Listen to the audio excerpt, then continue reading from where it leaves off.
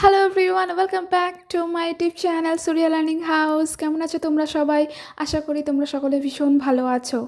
আজকে আমি তোমাদেরকে করাবো ক্লাস 2 আমার বইয়ের পাতা 115, যেখানে আমরা দেখব যে পাখিদের বিভিন্ন রকম কাজকর্ম, তাদের বিভিন্ন রকম অ্যাক্টিভিটিস। তার মানে কি, কিছু কিছু পাখি আমরা দেখতে পাবো যে আকাশে উড়ে যাচ্ছে, কিছু কিছু পাখি আমরা দেখব যে কোথাও আবর্জনার মধ্যে থেকে কিছু তুলে খাচ্ছে, বা কোনো পাখি হয়তো গান করছে গাছের ডালে বসে, বা কোনো পাখি হয়তো মুখে করে কিছু বয়ে নিয়ে যাচ্ছে। তাহলে এই সমস্ত পাখিদের বিভিন্ন অ্যাক্টিভিটিস নিয়ে আমরা আলোচনা করব, এবং কোন পাখি কি করে, তাদেরকে কি বলে, আর ইংলিশে অবশ্যই তাদেরকে নিয়ে আমি কিছু সেন্টেন্স তোমাদেরকে আমি বলে দেবো যে তোমরা কি করে লিখবে। তাহলে চলো ভিডিওটা শুরু করা যাক। প্রথমে ছবিটা দেখো কি আছে। এখানে আমরা দেখতে পাচ্ছি যে অনেকগুলি পাখি একসাথে আকাশের মধ্যে উড়ে যাচ্ছে। তাহলে ওড়া ইংলিশটা তো আমরা জানি, ফ্লাই মানে হচ্ছে ওড়া, আর আকাশ ইংলিশটাও আমরা জানি স্কাই। তাহলে সেন্টেন্সটা কী করে লিখব? Birds are flying in the sky. এখানে ফ্লাই না বলে ফ্লাইং কেন বললাম? এই জন্য, পাখিগুলো দেখো উড়ছে, মানে এখনও কাজটা চলছে। আমরা ছবিটা দেখে যেটা বুঝবো আমরা সেই অনুযায়ী কিন্তু সেন্টেন্সটা লিখব।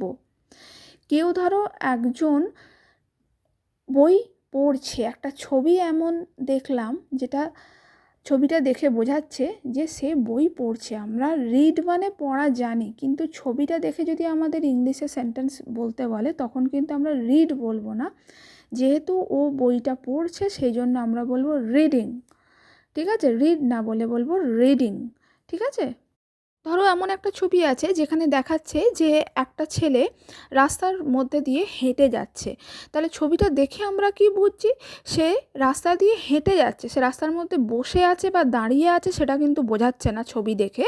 ছবি দেখে ঠিক মনে হচ্ছে যেন সে রাস্তার মধ্যে দিয়ে হেঁটে যাচ্ছে। তো যেহেতু হেঁটে যাচ্ছে বোঝাচ্ছে, তাই আমরা কিন্তু ওয়াক কিন্তু বলবো না। ওয়াক মানে হাঁটা আমরা জানি, কিন্তু যখন আমরা লিখবো বা ওই ছবিটা দেখে ইংলিশে কোনো সেন্টেন্স বলার চেষ্টা করব, তখন আমরা বলবো walking. Walking, he is walking on the road. ঠিক আছে? এইভাবে পিকচার দেখে তোমাদেরকে সেন্টেন্সগুলো লিখতে হবে। আরেকটা জিনিস তোমাদেরকে বলে রাখি, এখানে আমি সেন্টেন্সটা কি বললাম? Birds are flying in the sky. Birds আর বলেছি, যেহেতু অনেকগুলো পাখি তাই আমরা বললাম বার্ডস, BIRDS। পেছনে একটা দেখো এস বসিয়েছি। এস বসালে বোঝায় যে অনেকগুলো পাখি, কিন্তু বার্ড বললে আমরা লিখতাম কি? BIRD। একটা বার্ড হলে বলতাম বার্ড। ঠিক আছে? আর যখন একটা বার্ড বলবো তখন কিন্তু ইজ বলবো, the bird is flying in the sky. But এখানে কিন্তু অনেকগুলো বার্ড আছে, তাই আমরা বলছি বার্ডস আর। ঠিক আছে? যখন অনেকগুলো হয়ে যাবে তখন হবে আর, আর যখন একটা হবে তখন বলবো ইজ। ঠিক আছে? Bird is flying in the sky, birds are flying in the sky. বুঝতে পারলে পার্থক্যটা? এর পরের ছবিটাতে দেখো কি আছে। আমরা দেখতে পাচ্ছি যে একটা কাক আবর্জনা ফেলা আছে, চারিদিকে নোংরা ফেলা আছে, সেইখান থেকে সে মুখে করে কিছু তুলেছে, তাই তো? তাহলে কি কাকের ইংলিশ আমরা জানি কি? ক্রো। আর আবর্জনাকে আমরা বলি ট্র্যাশ। ঠিক আছে? আর কোনো কিছুকে তুলছি তার মানে পিক করছি। ঠিক আছে? পিক আপ করছি, তাই তো? তাহলে ও কিন্তু তুলছে, তুলে আবর্জনার মধ্যে বসে সেই জিনিসগুলোকে মুখে করে তুলছে। আমরা ছবিটা দেখে সেটাই বুঝছি, সে তুলছে। তাহলে এটাকে আমরা কি বলবো? A crow is picking up something out of the trash. তার মানে কি? A crow is picking up something. কি তুলছে তা বোঝা যাচ্ছে না, কিছু তুলছে, কিছু জিনিস তুলছে বা কিছু তুলছে সেটা আমরা বুঝতে পারছি। তাই পিকিং আপ, যেহেতু তুলছে তাই আইএনজি আমি যোগ করলাম। পিকিং আপ সামথিং মানে কিছু, হ্যাঁ কিছু তুলছে, Peking up something out of the trash. তার মানে কি? এখানে প্রচুর নোংরা আবর্জনা পড়ে আছে, তার মধ্যে থেকে কিছু তুলছে।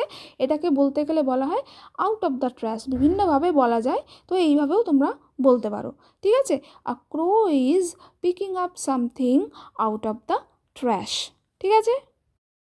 এক্ষেত্রে আরেকটা কথা আমি বলে রাখি যে কাককে বলা হয় কিন্তু ঝাড়ুদার পাখি, বাংলায় বলে ঝাড়ুদার পাখি আর ইংলিশে বলে সুইপার বার্ড।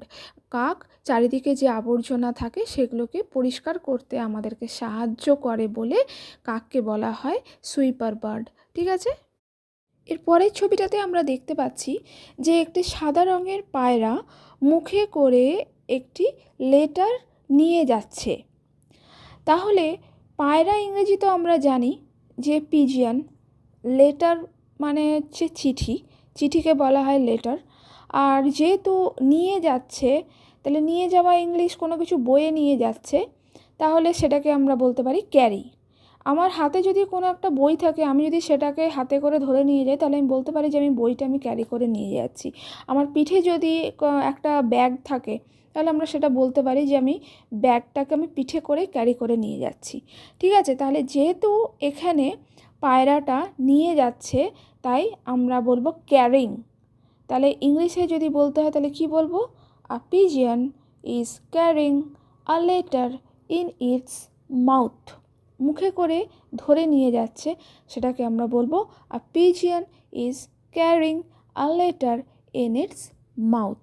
ঠিক আছে? এর পরের ছবিটাতে আমরা দেখতে পাচ্ছি যে একটা ফিঙে পাখি ধান ক্ষেতের মধ্যে থেকে পোকামাকড় বার করে খাচ্ছে। ফিঙে পাখির ইংরেজি কি? ড্রঙ্গো। ধান ক্ষেত ইংরেজি কি? Paddy field. পোকামাকড়ের ইংরেজি কি? ইনসেক্ট। আর খাওয়ার ইংরেজি কি? ইট। এটা তো আমরা জানি। তাহলে যেহেতু ও এখন বসে খাচ্ছে আমরা দেখতে পাচ্ছি, তাহলে আমরা ইট না বলে আমরা বলবো ইটিং। তাহলে ইংরেজিতে সেন্টেন্সটা কী হবে? আর drongo is eating insects from the paddy field. আর drongo is eating insects from the paddy field.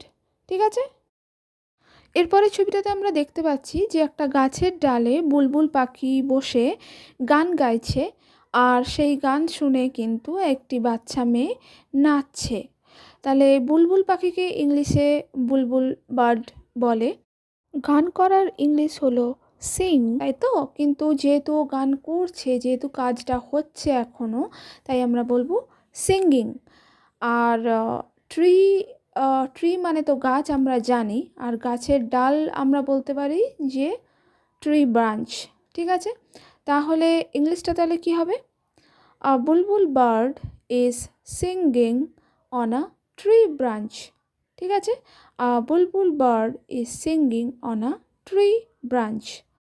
আর মেয়েটি যে নাচছে, তাহলে সেটিকে আমরা কি বলতে পারি? নাচ মানে কি আমরা জানি? ডান্স। আর মেয়ে হচ্ছে গার্ল, তাহলে নাচছে যেহেতু, তাহলে ডান্স না বলে আমরা কি বলবো? ড্যান্সিং। তাহলে কি বলবো?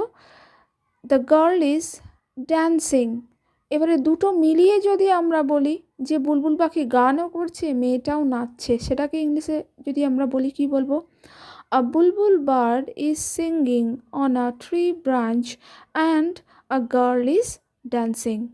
ঠিক আছে? আজকের ভিডিওটা আমার এই পর্যন্তই। আমার ভিডিওটা যদি তোমাদের বুঝতে কোথাও কোনো অসুবিধে হয়ে থাকে, তাহলে আমার ভিডিওটা তোমরা বারবার দেখো, তাহলেই আমার মনে হয় তোমরা বুঝতে পেরে যাবে। কারণ আমি সমস্ত কিছু খুব ভেঙে ভেঙে তোমাদেরকে বুঝিয়ে দিয়েছি।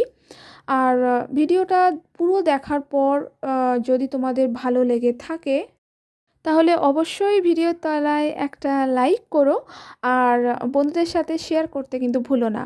আর যারা আমার চ্যানেলে নতুন, তারা অবশ্যই আমার চ্যানেলটিকে সাবস্ক্রাইব করে নিও। আর সাবস্ক্রাইব লেখা বাটনটির পাশে যে বেল আইকনটি আছে, সেটিকেও প্রেস করে রেখো, তাহলে আমি যখন কোনো ভিডিও পোস্ট করব তার নোটিফিকেশান সবার আগে পেয়ে যাবে। তাহলে আজকের মতো এই পর্যন্তই। দেখা হবে আবার নেক্সট ভিডিওতে। And thank you so much for watching this video.